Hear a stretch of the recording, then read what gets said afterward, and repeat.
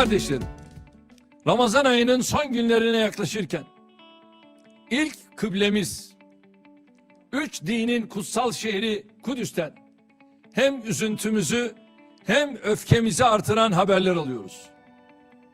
Zalim İsrail, terör devleti İsrail, mukaddesatlarını korumak, binlerce yıllık evlerine, yurtlarına sahip çıkmak dışında hiçbir gayeleri olmayan Kudüs'teki Müslümanlara vahşice ve ahlaksızca saldırmaktadır. Mukaddes şehir Kudüs'ün onurunu, şerefini, izzetini, haysiyetini korumak her bir Müslümanın boynunun borcudur. Mescid-i Aksa başta olmak üzere Kudüs'teki ibadethanelere ve Müslümanlara yönelik her saldırı aynı zamanda bizlere yapılmış saldırıdır. Kudüs'teki saldırının muhatabı oradaki kardeşlerimizle birlikte Mekke'de Kabe'yi tavaf eden, Medine'de Peygamberin aleyhissalatu vesselam huzurunda bulunan her Müslümandır. Bu saldırının muhatabı İstanbul'da, Diyarbakır'da, Bağdat'ta, Kahire'de, İslamabad'da, Jakarta'da, Kuala Lumpur'da, Bakü'de, Saraybosna'da yaşayan Müslümanların her biri. Daha da önemlisi, üç dinin kutsallarını barındıran Kudüs'ü vicdansız, ahlaksız, hukuksuz, saygısız saldırılarıyla kirleten, zalimlere karşı çıkmak, insanım diyen her bireyin vazifesidir.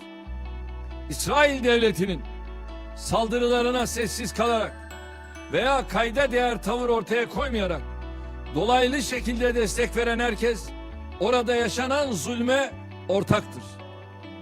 Buradan İslam ülkeleri başta olmak üzere tüm dünyayı İsrail'in Mescid-i Aksa'ya, Kudüs'e ve Filistinlilerin evlerine yönelik saldırılarına karşı etkili şekilde harekete geçmeye davet ediyor. Tüm halkı Müslüman olan ülkelere sesleniyorum. Bir olma zamanında, beraber olma zamanında İsrail'in insanlığın ortak kurumlarının kararlarına, temel insan haklarına, uluslararası hukuka ve insana dair her türlü değere aykırı bu eylemleri derhal durdurmaları konusunda çalışmalarıdır. Bu konuda Türkiye olarak biz üzerimize düşeni yaptık, yapıyoruz ve yapacağız. Dünyada hiçbir insanın uluslararası kurumlara ve kurallara güveni kalmaz. Herkes kendi başının çaresine bakmaya başladığında ortaya çıkacak kaos ve yangın önce bu zulme sessiz kalanları yutacaktır. Unutulmamalıdır ki Kudüs tüm dünyadır. Oradaki Müslümanlar da tüm insanlıktır. Kudüs'ü ve Müslümanları koruyamayan bir dünya kendi kendine ihanet etmiş, kendi kendini imha edecek bombanın pimini çekmiş demektir. Türkiye olarak her zaman olduğu gibi bugün de Kudüs'teki kardeşlerimizin ve Filistin coğrafyasındaki tüm Müslümanların yanındayız. Birleşmiş Milletler ve İslam İşbirliği Teşkilatı başta olmak üzere konuyla ilgili tüm uluslararası kurumları harekete geçirmek için gereken girişimleri hemen başlattık. Özellikle Birleşmiş Milletler Güvenlik Konseyi derhal ve etkin tedbirlerle bu zulme dur demezse dünya 5'ten büyüktür diye ifade ettiğimiz çarpıklığı kayıtsız şartsız kabul ediyor demektir.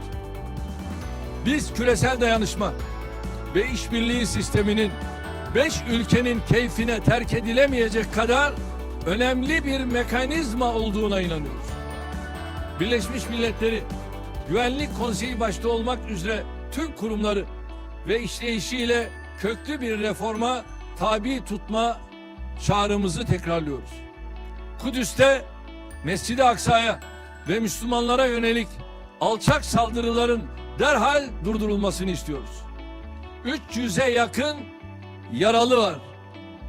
ilk andan itibaren Filistinlileri evlerinden etmeye ve yurtlarından çıkarmaya yönelik her türlü doğrudan ve dolaylı baskıların sona erdirilmesini bekliyoruz. Aksi takdirde zalimleri hak ettikleri akıbete düçar eylemek için her türlü gayreti gösterecek, her türlü çabayı ortaya koyacağız. Allah mazlumların ve mağdurların yardımcısıdır.